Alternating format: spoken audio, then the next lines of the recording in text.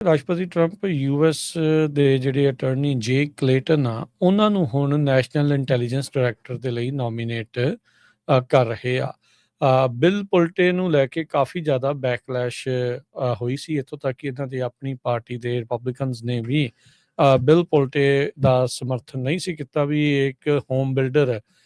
Intelligence ਦੇ director ਦੀ ਭੂਮਿਕਾ ਕਿੱਦਾਂ ਨਿਭਾ ਸਕਦਾ ਆ। ਤੁਲਸੀ ਗਾਬੜ ਦੇ ਦੁਆਰਾ ਇਹ ਜਿਹੜੀ ਪੋਜੀਸ਼ਨ ਆ ਇਹ ਖਾਲੀ ਹੋਈ ਸੀ ਉਸ ਦੇ ਰਿਜ਼ਾਈਨ ਤੋਂ ਬਾਅਦ ਦੇ ਵਿੱਚ, ਤੇ ਅੱਜ ਜਿਹੜਾ ਟਰੰਪ ਹੁਣਾਂ ਨੇ ਆਪਣੇ ਸੋਸ਼ਲ ਮੀਡੀਆ ਦੇ ਜ਼ਰੀਏ ਹੀ ਉਹ ਸਾਰਾ ਕੁਝ ਕਰਦੇ ਆ, ਤੇ ਉਹਨਾਂ ਨੇ ਜਿਹੜੀ ਨੋਮੀਨੇਸ਼ਨ ਆ ਜੇ ਕਲੇਟਨ ਦੀ ਕੀਤੀ ਆ। ਇਹ ਸਾਬਕਾ ਚੇਅਰਮੈਨ ਰਹੇ ਨੇ ਸਿਕਿਉਰਿਟੀ ਅਤੇ ਐਕਸਚੇਂਜ ਕਮਿਸ਼ਨ ਦੇ, ਤੇ ਹੈੱਡ ਰਹੇ ਆ ਸੁਲੀਵਨ ਤੇ ਕ੍ਰੋਮਵੈਲ ਦੇ। ਇੱਕ ਬਹੁਤ ਪ੍ਰੋਮੀਨੈਂਟ ਤੇ ਸਕਸੈਸਫੁਲ ਲਾ ਫਰਮ ਆ ਪੂਰੇ ਦੁਨੀਆ ਭਰ ਦੇ ਵਿੱਚ, ਤੇ ਮੌਜੂਦਾ ਕਰੰਟ ਯੂਐਸ ਅਟਾਰਨੀ ਨੇ southern district of new York ਦੇ, ਤੇ ਇਹ ਜਿਹੜੇ ਅਗਲੇ ਡਾਇਰੈਕਟਰ ਆਫ ਨੈਸ਼ਨਲ ਇੰਟੈਲੀਜੈਂਸ ਹੋ ਸਕਦੇ ਆ, ਤੇ ਕਹਿੰਦੇ ਕੈਬਨਿਟ ਦੇ ਵਿੱਚ ਇਹ ਮੇਰਾ ਸਾਥ ਦੇਣਗੇ। ਜਿਹੜੇ ਆਪਣੇ ਜਿਹੜੇ ਸਿੱਖਾਂ ਦੇ ਲਈ ਜੇ ਦੱਸ ਜਾਈਏ, ਇਹ ਉਹੀ ਅਟਾਰਨੀ ਆ ਜਿਨ੍ਹਾਂ ਨੇ ਨਿਖਿਲ ਗੁਪਤਾ ਦੀ ਜਿਹੜੀ ਆਪਾਂ ਇੰਡਾਈਟਮੈਂਟ ਦੇਖੀ ਸੀ, ਜਿਹੜੀ ਉਸਨੇ ਬਾਅਦ ਦੇ ਵਿੱਚ ਡੀਲ ਬਣਾਈ ਸੀ। ਡੀਲ ਤੋਂ ਭਾਵ ਵੀ ਉਹਨੇ ਜਿਹੜੇ ਆਪਣੇ ਦੋਸ਼ ਕਬੂਲੇ ਸੀ, ਜਿਸ ਵਿੱਚ ਇਹਨਾਂ ਨੇ ਕਿਹਾ ਸੀਗਾ ਵੀ ਅਸੀਂ ਸਾਰਿਆਂ ਨੂੰ ਚੇਤਾਵਨੀ ਜਿਹੜੀ ਉਹ ਦੇਣਾ ਚਾਹੁੰਦੇ ਆ, ਦੱਸਣਾ ਚਾਹੁੰਦੇ ਆ ਵੀ ਅਮਰੀਕਾ ਦੇ ਕਿਸੇ ਮੈਂਬਰ ਨੂੰ ਵੀ, ਅਮਰੀਕਨ ਨੂੰ, ਚਾਹੇ ਉਹ ਅਮਰੀਕਾ 'ਚ ਚਾਹੇ ਅਮਰੀਕਾ ਤੋਂ ਬਾਹਰ, ਜੇ ਕੋਈ ਮਾਰਨ ਦੀ ਕੋਸ਼ਿਸ਼ ਕਰੂਗਾ, ਇੱਦਾਂ ਦੀ ਅਸੈਸੀਨੇਸ਼ਨ ਕਰਨ ਦੀ ਸੁਪਾਰੀ ਦੇਣ ਦੀ ਕੋਸ਼ਿਸ਼ ਕਰੂਗਾ, ਤੇ ਅਸੀਂ ਉਹਦੇ ਪਿੱਛੇ ਆਵਾਂਗੇ, ਉਹ ਕਿਤੇ ਵੀ ਸੇਫ ਨਹੀਂ ਹੋਵੇਗਾ। ਸੋ ਅੱਜ ਜਿਹੜੇ ਉਹੀ ਯੂਐਸ ਦੇ ਜਿਹੜੇ ਅਟਾਰਨੀ ਨੇ southern district of new York ਜੇ ਕਲੇਟਨ, ਉਹਨਾਂ ਨੂੰ ਜਿਹੜੇ ਨੈਸ਼ਨਲ ਇੰਟੈਲੀਜੈਂਸ ਦੇ ਡਾਇਰੈਕਟਰ ਦੇ ਰੋਲ ਦੇ ਲਈ ਨਾਮਜ਼ਦ ਜਿਹੜਾ ਰਾਸ਼ਟਰਪਤੀ ਟਰੰਪ ਨੇ ਕਰ ਦਿੱਤਾ ਆ। CIA ਦੇ ਜਿਹੜੇ ਡਾਇਰੈਕਟਰ ਜੌਨ ਰੈਟਕਲਿਫ ਆ, ਉਹਨਾਂ ਨੇ ਵੀ ਰਿਕਮੈਂਡ ਕੀਤਾ ਸੀਗਾ ਵੀ ਜਿਹੜੇ ਯੂਐਸ ਦੇ ਅਟਾਰਨੀ ਜੇ ਕਲੇਟਨ ਆ ਉਹਨਾਂ ਨੂੰ ਡਾਇਰੈਕਟਰ ਆਫ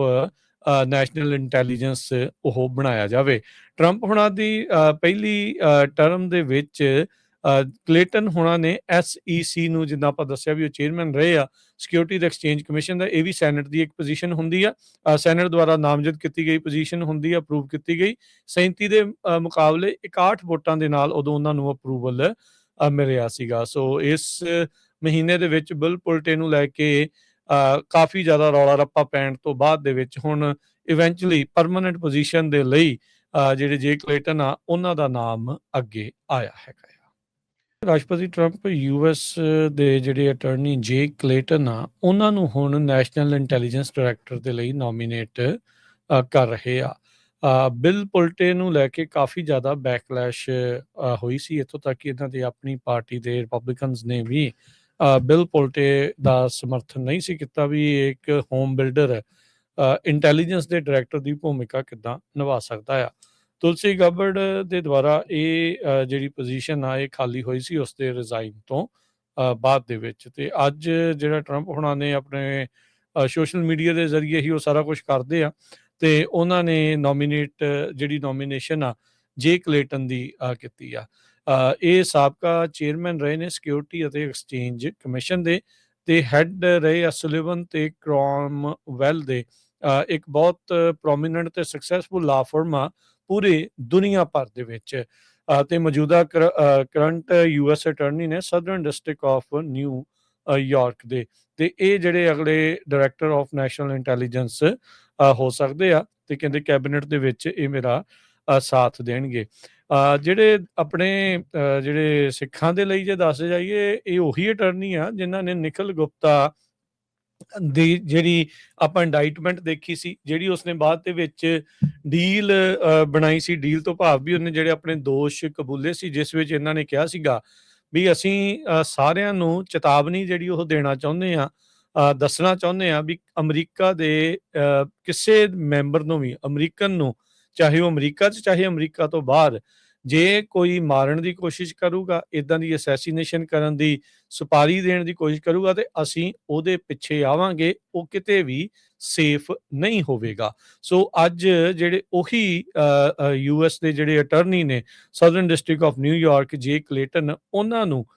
ਜਿਹੜੇ ਨੈਸ਼ਨਲ ਇੰਟੈਲੀਜੈਂਸ ਦੇ ਡਾਇਰੈਕਟਰ ਦੇ ਰੋਲ ਦੇ ਲਈ ਨਾਮਜ਼ਦ ਜਿਹੜਾ ਰਾਸ਼ਟਰਪਤੀ ਟਰੰਪ ਨੇ ਕਰ ਦਿੱਤਾ ਆ। CIA ਦੇ ਜਿਹੜੇ ਡਾਇਰੈਕਟਰ ਜੌਨ ਰੈਟਕਲਿਫ ਆ, ਉਹਨਾਂ ਨੇ ਵੀ ਰਿਕਮੈਂਡ ਕੀਤਾ ਸੀਗਾ ਵੀ ਜਿਹੜੇ US ਦੇ ਅਟਾਰਨੀ ਜੇ ਕਲੇਟਨ ਆ, ਉਹਨਾਂ ਨੂੰ ਡਾਇਰੈਕਟਰ ਆਫ ਨੈਸ਼ਨਲ ਇੰਟੈਲੀਜੈਂਸ ਉਹ ਬਣਾਇਆ ਜਾਵੇ। ਟਰੰਪ ਹੁਣਾਂ ਦੀ ਪਹਿਲੀ ਟਰਮ ਦੇ ਵਿੱਚ ਕਲੇਟਨ ਹੁਣਾਂ ਨੇ SEC ਨੂੰ, ਜਿੱਦਾਂ ਆਪਾਂ ਦੱਸਿਆ ਵੀ ਉਹ ਚੇਅਰਮੈਨ ਰਹੇ ਆ ਸਿਕਿਉਰਿਟੀ ਤੇ ਐਕਸਚੇਂਜ ਕਮਿਸ਼ਨ ਦਾ, ਇਹ ਵੀ ਸੈਨੇਟ ਦੀ ਇੱਕ ਪੋਜੀਸ਼ਨ ਹੁੰਦੀ ਆ, ਸੈਨੇਟ ਦੁਆਰਾ ਨਾਮਜ਼ਦ ਕੀਤੀ ਗਈ ਪੋਜੀਸ਼ਨ ਹੁੰਦੀ ਆ, ਅਪਰੂਵ ਕੀਤੀ ਗਈ। 37 ਦੇ ਮੁਕਾਬਲੇ 61 ਵੋਟਾਂ ਦੇ ਨਾਲ ਉਦੋਂ ਉਹਨਾਂ ਨੂੰ ਅਪਰੂਵਲ ਮਿਲਿਆ ਸੀਗਾ। ਸੋ ਇਸ ਮਹੀਨੇ ਦੇ ਵਿੱਚ ਬਿਲ ਪੁਲਟੇ ਨੂੰ ਲੈ ਕੇ